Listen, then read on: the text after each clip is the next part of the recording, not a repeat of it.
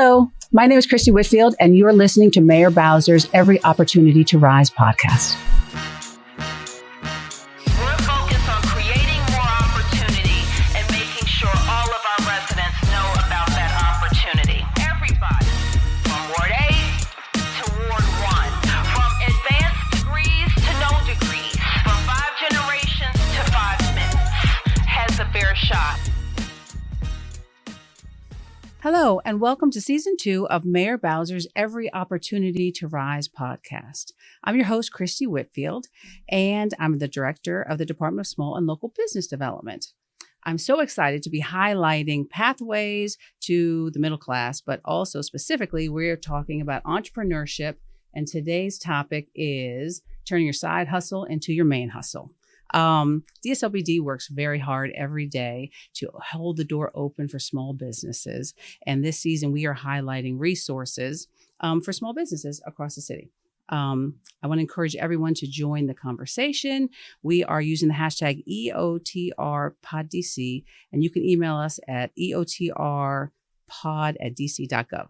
So today, we are joined by a friend of mine and a business rock star and entrepreneur. Her name is Rahama, and I'm going to let her introduce her business to the world. Tell us about yourself, Rahama. Hi, Director Whitfield. Hello. Thank you so much for having me on. As you said, yes, Rahama Wright. I'm the founder of Shea Aline, which is a DC-based social impact business. I started after serving in the Peace Corps. Yes. And what my company does is we take shea seeds that we ethically source from women-owned cooperatives in northern Ghana, who then turn it into a skincare ingredient called shea butter. And then we develop an entire line of shea butter products that we connect to local markets. So for people that are on the podcast that are not watching on Mayor Bowser's Facebook, she's brought some shea seeds, and they are little tiny. They look like almost like a large almond. They do look like a large almond. And so this shea is the seed. Mm-hmm. And then is it ground up? I mean, it also could be like a nutmeg. Could be that's a great example. Nutmeg. Okay. So what the women do, they grind that up. They grind it all the way up. And contained in that is an oil. Mm-hmm. And that oil is called shea butter. And that's what comes and that is what we all put in our hair and our skin. And you can butter yourself up with that. I will. And I'm going to pretend that I don't already know that this is some lovely shea butter. I'm going to use some too. All right, some good radio here. All right. It also smells lovely. What is the So this is a bergamot chamomile, mm-hmm. very relaxing. Okay. We use essential oils in all of our blends. And our top selling product in Whole Foods is our lavender honeysuckle body cream. So I have a little bit of a sample here for you. Okay. Little goes a long way. It does. All right. All right.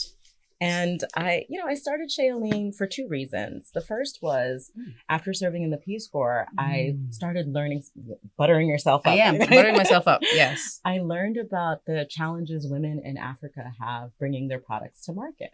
And so I wanted to create a business model that integrated from seed to shelf. Okay. So we participate in the entire supply and value chain, helping women access capital, access production equipment. We organize them into cooperatives, and then they start the process of turning the seeds into butter, and then we finish it here by creating our body care products. Wonderful. Oh my goodness. And so tell me this. This is, we have so many makers across the city, and it's so interesting. I think you had this great idea and you started it, and maybe you made a little bit here. At what point, you had a drive. At what point did you know that you had a business? So I say a lot of times I had no business starting a business. I was right out of college in my early 20s. I had never taken a business course. I didn't know anything about, creating a profit and loss statement, a balance sheet, fundraising, product development, marketing, all the different areas you need to create a successful product-based business. I had very little knowledge on. And over the years, part of what I've been able to do has been through trial and error, trying something, it didn't work out, trying it again. And because of that, it took me a very long time to get to a point where I could actually say, this is something that I can focus on full time. And that happened in 2014. And so I turned my side hustle into my full-time hustle in 2014 after about 8 years of doing it, on the side, building it from scratch, working, odd jobs here and there to pay the bills while I was building my business, bootstrapping.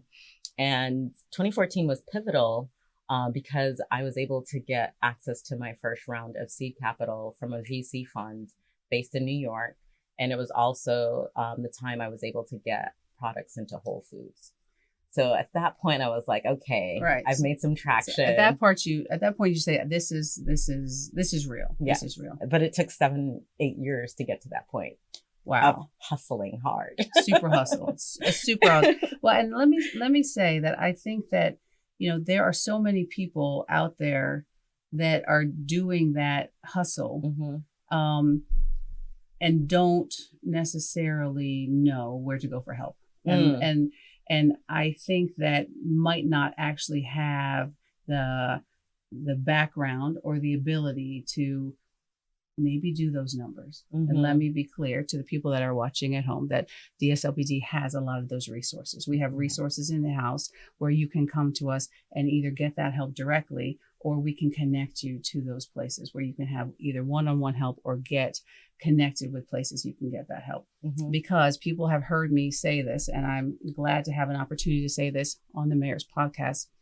If you don't know if you're making money, then you have a hobby, right? Yep. And so I think it's important to know whether you're making money, because if you're not making money, it's not necessarily a business. Right. Right. I think that, what types of support, do you think that entrepreneurs, need along the way? Yeah, well, I have to give a huge shout out to the Bowser administration and your office, because when I first started my idea, it was 2005. I was a recent DC resident, and I will tell you, in the last, 15 years, the support for entrepreneurs is like night and day. I did not have access to the resources that so many people have access today.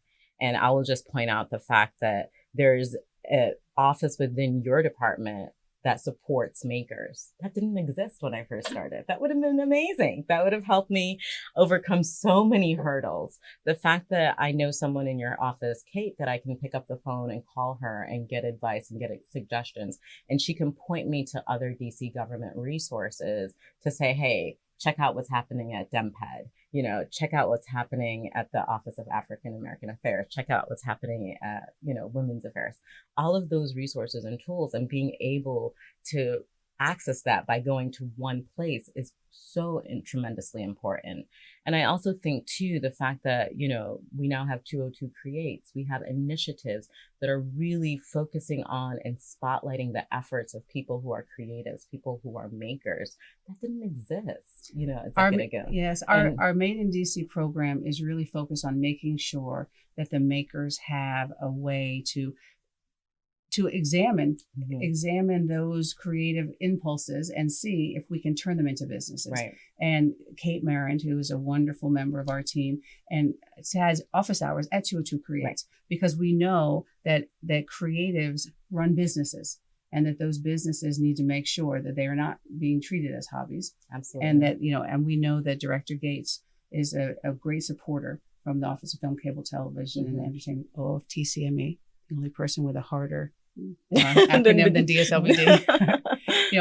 And we know that Mayor Bowser wants us to be treating the business ecosystem from the perspective of one government. Right. And I think that it's great to hear that is being resonated back to us. Oh no, absolutely. And I think you hit it right on the nail. Ecosystem. There's so many different pieces to creating a successful, sustainable business.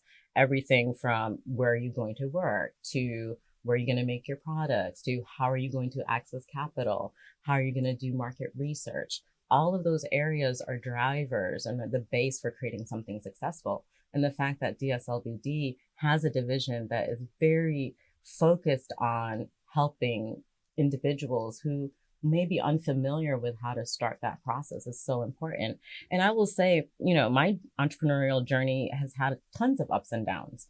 There have been some amazing successes. I mean, I think one of my proudest moments was when we brought some of our shea producers to DC. We partnered with the Smithsonian Institute, and they were making shea butter on the National Mall as part of the Folklife Festival. It was amazing. It was so great. Literally, that has been one of my most favorite experiences because it gave an opportunity for the women I work with to actually see the market side, to experience interacting with customers. It opened their eyes to a supply chain that they're very much a part of. They're not benefiting financially from. And our business model is really about how do we get women to overcome poverty by creating ethical supply chains. And so for me, that was a highlight. Some not so great highlights is when I was completely broke and couldn't pay for rent. I've had my car repossessed earlier on. Those were really bad moments. And I think for me, it's so important that people realize that entrepreneurship is not a cakewalk. But if it's something that you have passion for and that you believe in, and that there is a real business opportunity to create something that is not only going to benefit you, but benefit others, then 100% go for it. Go for it. Do it. Well, and I think one of the things that's a great honor for me as I work with makers like you and so many other makers, is that the path for any entrepreneur is usually non-traditional. Mm-hmm. And I think that there used to be sort of a straight line for business. Mm-hmm. And I think that makers show us that the path is really quite zigzaggy. Quite zigzaggy. And so maybe talk a little bit about some pivots that you might see. Well, as I mentioned, 2014 was a huge year. It was also when I opened the Shailene office on H Street. And it was basically, a place for me and my team to come together, to work, to have and activate events around our product line. And I will say that rent is very high, as you're pretty aware of. Yeah. And so I would say I had the space, but most of the people I was working with could do work remotely. Yes, we could convene from time to time, but we didn't really need all of that space. And then I was at a point in my business too, where I was kind of downsizing a little bit. And so I was trying to think and figure out, how can I activate the space differently? How can I turn it into something that's just not focused on Shailene, but could possibly provide opportunities for other small business owners, entrepreneurs who create products locally.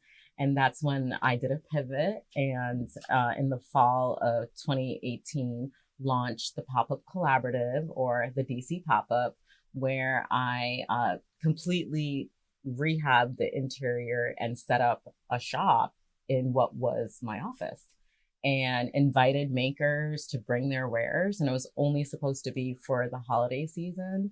But through the support from your office, we really got some momentum going. You came in and I did. You supported us during Small Business Saturday.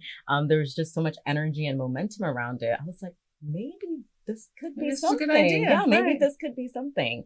And it did. It got legs of its own. And in the spring of 2019, had an incredible opportunity, again, through the work of your office, to partner with the Metropolitan Washington Airport Authority to do a pop-up at the airport kiosk in DCA Airport. Well, and let me say a little bit about the airport. We are really proud of the airport there. That I think that access to markets is something that I'm very passionate about, and the mayor is very passionate about. We know that our makers are extremely talented, and sometimes the thing that people really need is just a shot, right? That fair shot. The mayor talks about a fair shot. And I've always felt like if we could put our products in front of people, you put great products like this in front of people and they will buy it. And so we partnered with the airport and said, what if we just could get makers in front of people at the airport together?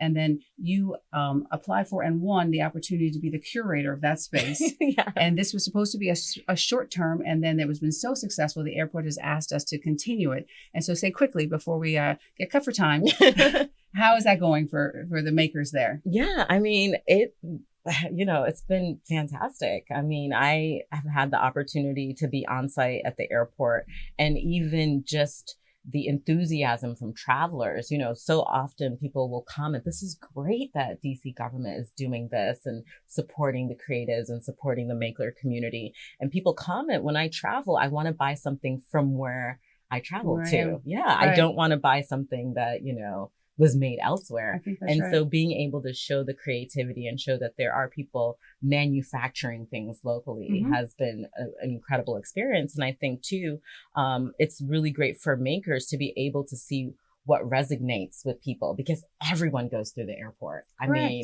one of our first customers was Senator Cory Booker. Indeed. It was a big pride point of ours to say, like, hey, that was our first customer. And, everyone from all walks of life, and being able to get your brand, it's brand building, it's brand exposure, it's visibility, and it's also hitting the bottom line. I know makers who said, I was able to pay rent because of the revenue I brought in through the airport kiosk.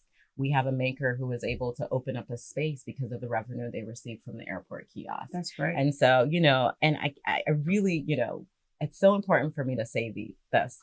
What your office is doing is opening a door. You're not necessarily coming in and doing the work for us. But as you said before, a lot of times all you need is someone to be an intermediary, to be an advocate, to say, this is important for our local ecosystem and our community, just DC culture and DC community, and being able to work at very high levels that we can't access as makers, we can't access as entrepreneurs. We knock on so many doors, and a lot of times those doors don't open, but utilizing your position. And I know because of your entrepreneurial experience, you get it more than so many people. And that's one of the things I love about you, Director Whitfield. No, seriously, you understand, but using your platform and your position to say, I'm going to open these doors that are harder for Rahama to open or another maker to open, and give them the opportunity to excel, give them the opportunity to do well, to be successful. That's what it's all about. Oh. Yeah. All right, now tell people where they can get your stuff, and let's do some little brand product placement for the people on TV. Yes, definitely. You can find our products at select Whole Foods markets. We have a line of products at MGM Resorts, National Harbor. You can check us out on H Street, 417 H Street Northeast. We're on the second floor. And of course, if you're traveling through DCA, stop by Terminal B and check out the Made in DC kiosk. Thanks for listening to the EOTR podcast. Please subscribe, like, and share this podcast. Join us next time to learn more about the resources available to you from the DC government. I want you to join the conversation. Use the hashtag EOTRPodDC or email us at EOTRPodDC@dc.gov. Thanks again.